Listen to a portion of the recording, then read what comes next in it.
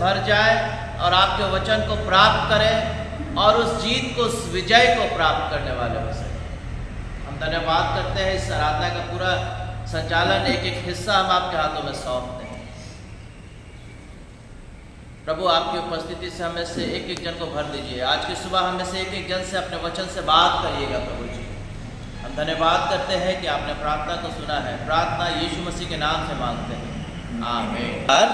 उसके 19 अध्याय में चलेंगे, 28 पद से 35 पद तक। लूका रचित सुसमाचार उसके 19 अध्याय उसके 28 पद से लेकर 35 पद से देखेंगे।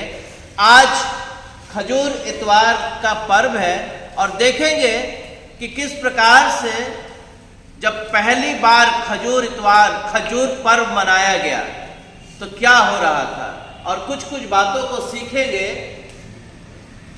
जी। 19 अध्याय लूका रचित सुसमाचार उसका 19 अध्याय उसके 28 पद से 35 पद को पढ़ेंगे जी। ये बातें कहकर वह यरूशलेम की ओर उसके आगे आगे चला। जब वह जैतून नामक पहाड़ पर बैतफगे और बैतनिय्याह के पास पहुंचा तो उसने अपने चेलों में से 2 को यह कह के भेजा, अपने गांव में चले जाओ और उसमें पहुंचते ही एक गधी का बच्चा जिस पर कभी कोई सवार नहीं हुआ था, बंधा हुआ तुम्हें मिलेगा, उसे खोल कर ले आओ। यदि कोई तुमसे पूछे कि क्यों खोलते हो तो यह कह देना कि प्रभु को इसका प्रयोजन है। जो चेले भेजे गए थे उन्होंने जाकर जैसा उसने उससे कहा था वैसा ही पाया।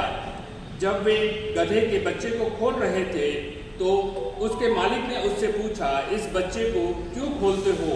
तब उन्होंने प्रभु को इसका प्रयोजन है। वे उसको प्रभु के पास ले आए और अपने अपने कपड़े उस बच्चे पर डालकर यीशु के पास उस पर बैठा दिया। जी बहुत बहुत धन्यवाद। यहाँ पर 4 बातें हैं, 4 बातों का जिक्र आज के सुबह हम लोग करेंगे, देखेंगे। और 4 बातें हुई इस घटना के दौरान कि यरूशलेम में यीशु मसीह प्रवेश कर रहा था। और जब प्रवेश कर रहा था तब यीशु मसीह ने अपने चेलों से कहा कि सामने के गांव में जाओ तो तुम्हें वहां पर एक गधी का बच्चा मिलेगा। ये खजूर की डालियां जो है, और जब यीशु मसीह उस गधे पर बैठ करके सवार होकर के यरूशलेम में जाने लगे तब लोग खजूर की डालियां को हिला रहे थे और होसन्ना होसन्ना, ऊंचे से ऊंचे स्थान में प्रभु यीशु राजा है, इस बात को वो उच्चारित कर रहे थे, चिल्ला रहे थे। और ये खजूर की डाली पुराने नियम से बहुत महत्वपूर्ण है। पुराने नियम में भी खजूर की डालियों का लोग इस्तेमाल करते थे। जब इजरायली युद्ध जीत करके आते थे तो इन डालियों को लहराते हुए आते थे। ये सिंबल है जीत का, विक्टोरिया, सिंबल ऑफ विक्ट्री। और उस समय बाइबल इतिहासकार, कमेंटेटर्स इस बात को बताते हैं कि परमेश्वर ने यह आज्ञा दी थी कि तुम फसह के समय, फसह का पर्व इस समय होने वाला था, अपने जवान लड़कों को लेकर के यरूशलेम के मंदिर में जाना। और लगभग उन दिनों में अगल बगल के देशों से लगभग 20, 25, 30 लाख लोग यरूशलेम में इस समय मौजूद थे। और इस घटना का होना बहुत ही महत्वपूर्ण था। परमेश्वर ने इस घटना का जिक्र, भविष्यवाणी पहले ही करा दिया था। अब यहाँ पर यीशु मसीह 19वें अध्याय में और उसके 29वें पद से अपने चेलों से कहते हैं, जब वह जैतून नामक पहाड़ और बैतफगे और बैतनिय्याह के पास पहुंचा तो उसने अपने चेलों में से 2 को यह कहकर भेजा कि सामने के गांव में जाओ। परमेश्वर ने आपको और हमें चुना है। लिखा हुआ है यीशु मसीह पहाड़ पर बैठ गया और जिसको वो अपने पास आने देता था, जिसको वो चुनता था और अपने पास आने देता था, वे चले आते थे। भजन संहिता उसके चौथे अध्याय उसके तीसरे पद में पढ़िएगा तो वहां पर लिखा हुआ है, भजन संहिता चौथा अध्याय उसका तीसरा पद, वहां पर लिखा हुआ है कि उसने परमेश्वर ने अपने भक्त को अपने लिए अलग करके रखा। पढ़िए भजन संहिता 4 अध्याय उसका तीसरा पद जी। भजन संहिता 4 अध्याय उसका तीसरा पद। परंतु हे यहोवा, हाँ, तू तो मेरे चारों ओर मेरी ढाल है। भजन संहिता 4 अध्याय उसका तीसरा पद। यह जान रखो हाँ, कि यहोवा ने भक्त को अपने लिए अलग कर रखा है। ये जान रखो कि यहोवा ने अपने भक्त को अपने लिए अलग करके रखा है। Hallelujah, hallelujah. परमेश्वर ने अपने भक्तों को आज भी अलग करके रखा है। We have to understand that we are chosen people by Him. आप और हम चुने गए लोग हैं। आपको और हमें काम सौंपा गया है, चुन करके यूं ही ऐसे बैठने के लिए नहीं सौंपा गया है। यीशु मसीह ने उन चेलों को चुना और चुनने के बाद जब यीशु मसीह यरूशलेम में प्रवेश कर रहे थे तो अपने चेलों से कहा, दो चेलों से कहा कि सामने के गांव में जाओ। परमेश्वर ने आपका और हमारा भी चुनाव किया है।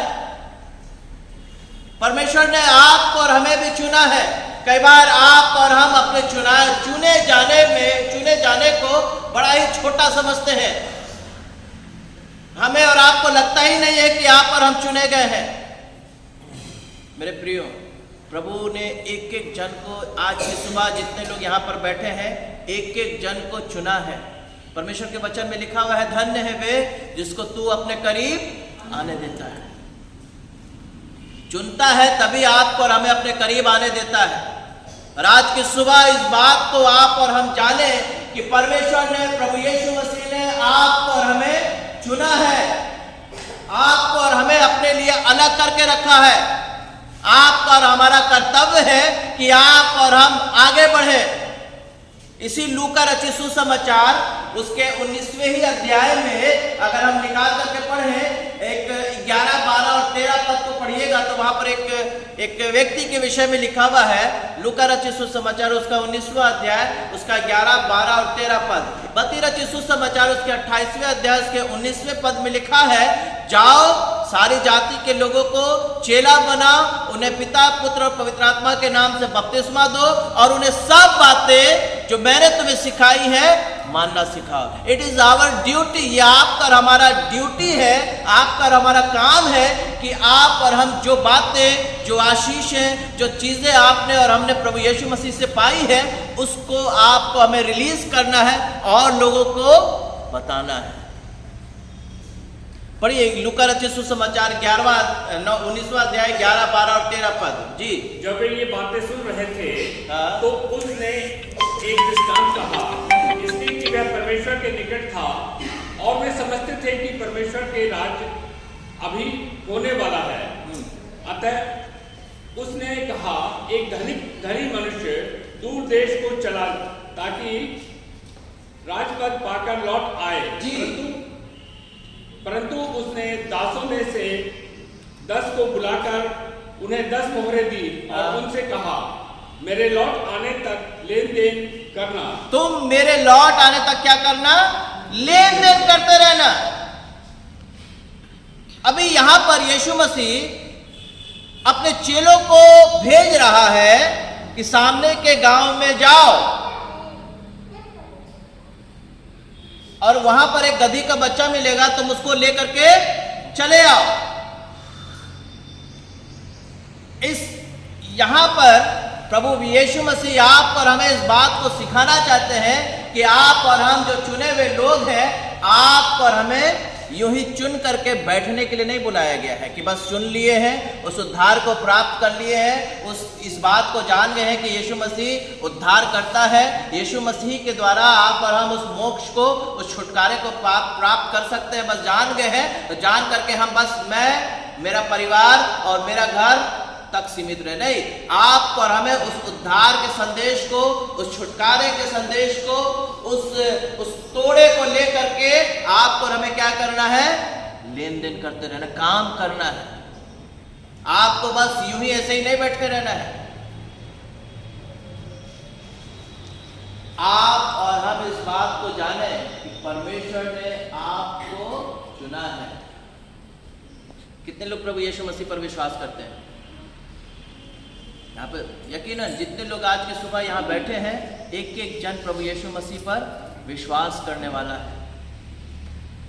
और यीशु मसीह ने ये हम सब की जिम्मेदारी दी है कि हम उस उद्धार के संदेश को, उस छुटकारे के संदेश को और लोगों तक पहुंचाएं। क्या लिखा हुआ है लूका 19 अध्याय वही 30 पद पढ़िए भैया, 29 और 30।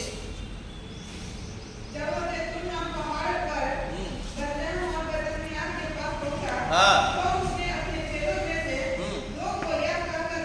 हाँ हाँ और उसमें पहुंचते ही एक गधी का बच्चा जिस पर कभी कोई सवार नहीं हुआ बंधा हुआ तुम्हें मिलेगा। और एक अल्टीमेट एक काम है, एक रिस्पॉन्सिबिलिटी है, एक मिशन है, एक गोल दिया गया है इन चेलों को कि जाओ, और जाओगे तुम सामने के गांव में जाओगे तो तुम्हें एक गधी का बच्चा क्या हुआ मिलेगा? बंधा हुआ मिलेगा। एक बहुत बड़ी जिम्मेदारी है आपकी और हमारी, संसार में, आपके अगल बगल में, आपके रिश्ते में, आपके करीबी में, आपके प्रियजनों में कई बार लोग बहुत सारे बंधनों में बंधे हुए हैं। मेरे प्रियो, जिस प्रकार से यीशु मसीह आपका और हमारा छुड़ाने वाला बना है, शायद आप और हम भी ठीक यीशु मसीह के समान छुड़ाने वाला बन सकते हैं। Hallelujah, hallelujah. Be a रिलीजर। आप और हम छुड़ाने वाला, छुटकारा दिलाने वाला बन सकते हैं जब आप और हम प्रभु यीशु मसीह की उस आज्ञा को लेकर के आगे बढ़ते हैं, जब यीशु मसीह के उस वचन को, उस उद्धार को लेकर के आगे बढ़ेंगे और उसके पास जाएंगे, आप और हम उसका छुड़ाने वाला बन सकते हैं। पहला कुरिन्थियों 15 अध्याय उसके 58 पद में ये लिखा हुआ है। पहला कुरिन्थियों 15 अध्याय उसका 58 वर्ष जी पढ़िए तो, प्रभु में और उसके कार्य के प्रभाव में पढ़िए तो क्या लिखा है? पहला कुरिन्थियों 15 अध्याय उसका 58 पद जी। हाँ, हे मेरे प्रिय भाइयों, सिर्फ भाइयों की बात नहीं है, बहनें भी इस बात को समझे। हे मेरे प्रिय भाइयों एवं बहनों, प्रभु में अटल रहो, प्रभु में भरोसे में अटल रहो, हिम्मत के साथ, डगमगाना नहीं है, अटल रहो, टलना नहीं है, अटल रहो। और प्रभु के काम में सदा बढ़ते जाओ। Hallelujah, hallelujah. और प्रभु के कार्यों में सदा बढ़ते जाओ। It is our duty. ये हमारी और आपकी जिम्मेदारी है कि हम किस प्रकार से प्रभु में अटल रहेंगे और उसके कार्यों में बढ़ते चले जाएंगे। मेरे प्रियो, आप और हम अपने बुलाए जाने को छोटा ना समझें। आप और हम अपने बुलाए जाने को कम ना समझें। आप और हमें चुन लिया गया है ताकि आप, यीशु मसीह कहते हैं, जगत की ज्योति तुम हो, ताकि तुम्हारी रोशनी औरों पे फैले।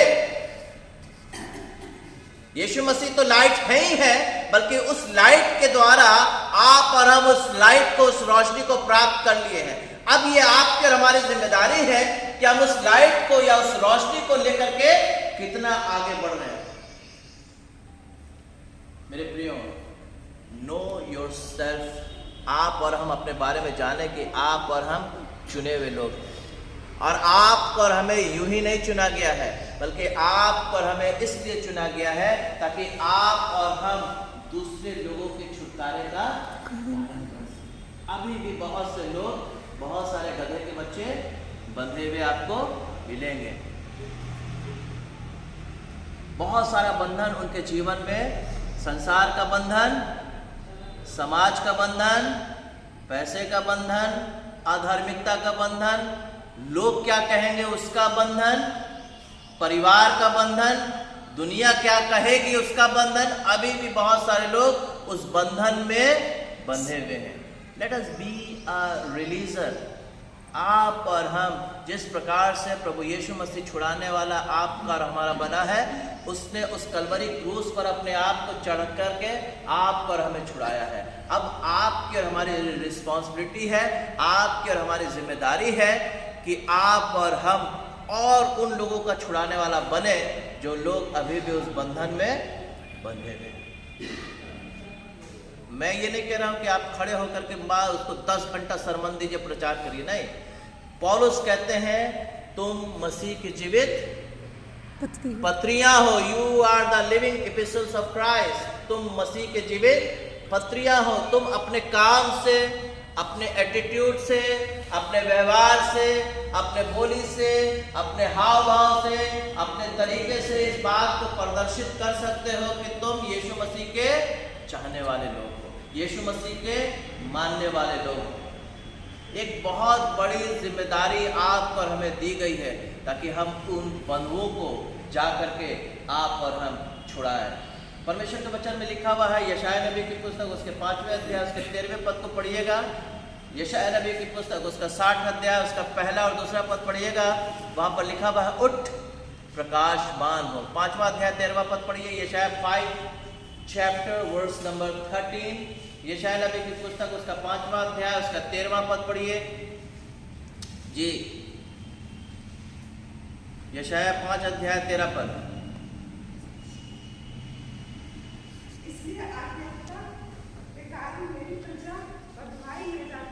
इसलिए अज्ञानता के कारण मेरी प्रजा कहाँ जाती है? बंधुआई में जाती है। बहुत सारे लोग अज्ञान में पड़े हुए हैं। बहुत सारे लोगों को अभी ज्ञान समझ में नहीं है। लोग नहीं समझ पा रहे हैं कि यीशु मसीह इस संसार का उद्धार करता है। यीशु मसीह वो द्वार है जिसके द्वारा आप और हम उस अनंतता में, उस स्वर्गीय सिंहासन पर, उस अनंत जीवन में प्राप्त जा सके।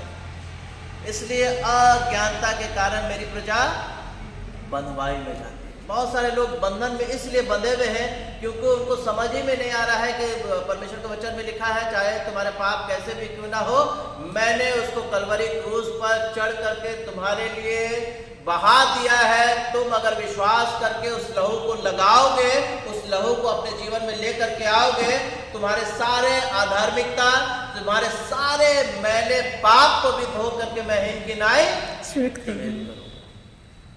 अभी भी बहुत सारे लोग इस विचार में कि हमारा कुछ हो सकता है। बिल्कुल हो सकता है। यीशु मसीह का लहू सारे दाग को मिटाने में सक्षम है। यशायाह नबी के पुस्तक 60वें अध्याय उसका पहला और दूसरा पद पढ़िएगा तो वहां पर इस प्रकार से लिखा हुआ है, उठ प्रकाशमान हो, देख तेरा प्रकाश आ गया है जी। और यहोवा का तेज तेरे ऊपर उदय हुआ है। तेरे ऊपर उदय हुआ है। हाँ पढ़िए। देख पृथ्वी पर तो अंधियारा और राज के लोगों पर घोर अंधकार छाया हुआ है। हाँ। परंतु तेरे ऊपर यहोवा उदय होगा। हाँ। और उसका तेज तुझ पर प्रकट होगा। हालेलुया। यहोवा का तेज आपके और हमारे जीवन में प्रकट हो चुका है। यहोवा ने, परमेश्वर ने आप और हमें अपना नूर, अपना प्रकाश दे दिया है। लेकिन अभी भी बहुत सारे लोग उस अंधकार में हैं, उस बंधुआई में हैं। बस आपका और हमारा एक ही काम है कि आप और हम उस महान आदेश को, महान आज्ञा को लेकर के उन लोगों के पास जाएं, उनके करीब जाएं जो अंधकार में है, जो बंधुआई में है, जो अभी भी तकलीफ में है, अभी भी वीराने में है, जो अभी भी निराश में है। उन लोगों के पास आप और हमें उस प्रेम संदेश को लेकर के जाना है। हालेलुया। मैं बोल रहा था ना कि ये खजूर की डालियां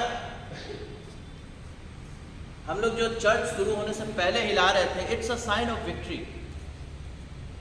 एक्चुअली में होना चाहिए ये चर्च के बाद हिलाने वाली बात कि जब हम उस वचन को प्राप्त करते हैं, जब हम अपने आप को तैयार करते हैं प्रभु यीशु मसीह की उपस्थिति से, ये साइन है जीत का। ये साइन है जीत का कि हाँ सच में हम यीशु मसीह के द्वारा उस जीत को जीत चुके हैं, उस बंधुए लोगों को खोल चुके हैं। हाँ, हम लोग भले सूचक के तौर पर हम लोग हिला रहे हैं, इस उधर से निकल के, इस गेट से निकल के उस गेट से आए हैं, ये है सूचक। लेकिन अल्टीमेट जीत तभी होगी जब आप और हम उसकी आज्ञाओं को मान करके आगे बढ़ेंगे। लेन देन का काम उसने तोड़ा तो दिया है, लेकिन लेन देन का काम आपको और हमको करना है।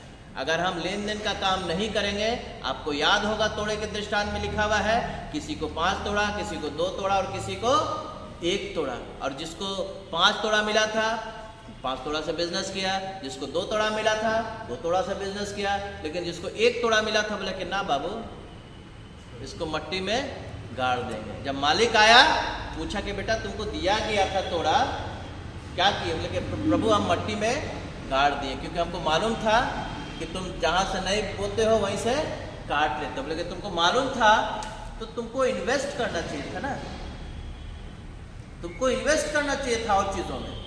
तो हम लोग भी अल्टीमेट ऐसे ही बहाना कर सकते हैं कि क्या हमको तो प्रीचिंग करने आता नहीं है। अरे ठीक है, प्रीचिंग करने नहीं आता है, तुम और कोई चीज़ तो काम कर सकते हो, किसी के लिए प्रार्थना कर सकते हो, किसी को बता सकते हो कि चर्च चलिए ना, हम लेकर के चलते हैं, किसी की मदद कर सकते हो।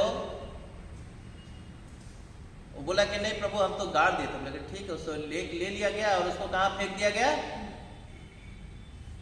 अंधेरी कोठरी में, जहां रोना और दांतों का थिंक। ये आप पर हमें सोचना है, तो मान रहे कि नहीं मान रहे।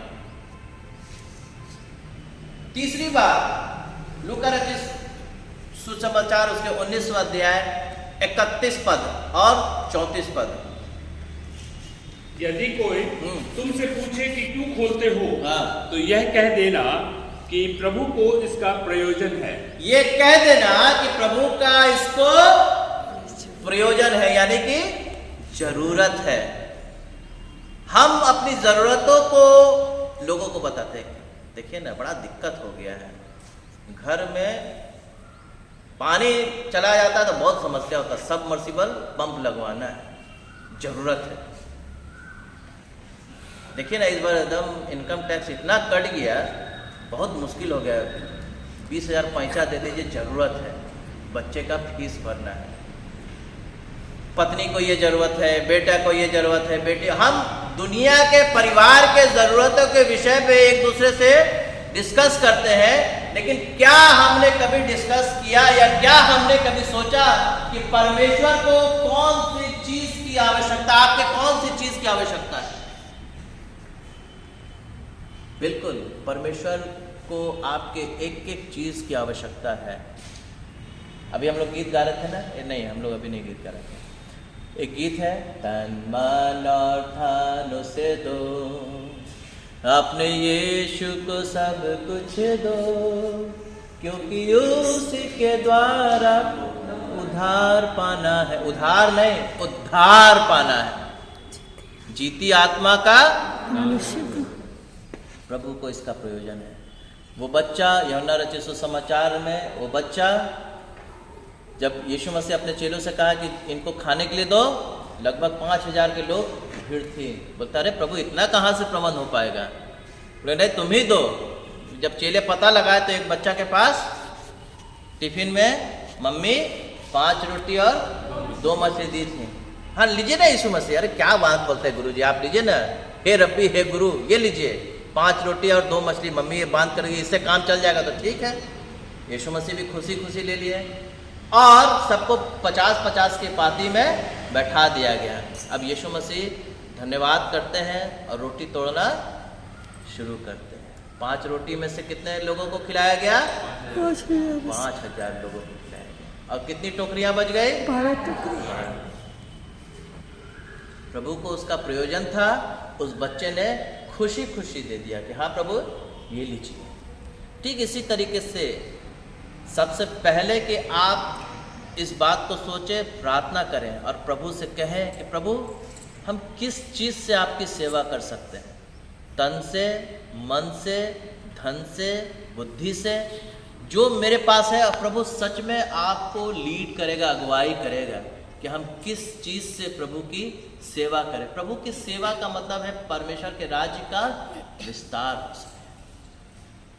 प्रभु तो यही चाहता है ना, उसकी सेवा अल्टीमेट यही है कि हम किस तरीके से उसके राज्य का विस्तार कर सके। और जिस दिन आप और हम, आपका जो गिफ्ट है, आपके पास जो टैलेंट है और जो चीज का प्रभु आपसे चाहता है, दरकार करता है, उस चीज को जब आप और हम उसके हाथों में सौंपना शुरू करेंगे तो देखिएगा कैसे प्रभु आप और हमें बढ़ाएगा, और मतलब कि मार्वलस तरीके से बढ़ाएगा। आप इस बात को सोच नहीं पाएंगे कि बाप रे कैसे बढ़ रहा है। उस औरत के पास कुछ नहीं था, सिर्फ एक हांडी तेल था, वो सुनेमिन विधवा के पास, और कर्जदार आए थे कि उसके बेटों को लेकर के आप गुलाम बना लें। एलिशा के पास भाग करके जाते बोलते कि प्रभु ऐसा ऐसा बात हो गया है। एलिशा बोलते हैं, दूसरा राजा में पढ़ लीजिएगा, दूसरा राजा और उसका पहला राजा, उसका 17वां अध्याय, उसका 10 पद से पढ़ लीजिएगा। तो बोलता है कि ठीक है तुम्हारे पास क्या है, तो बोलते कि कुछ नहीं है प्रभु, एक हांडी सिर्फ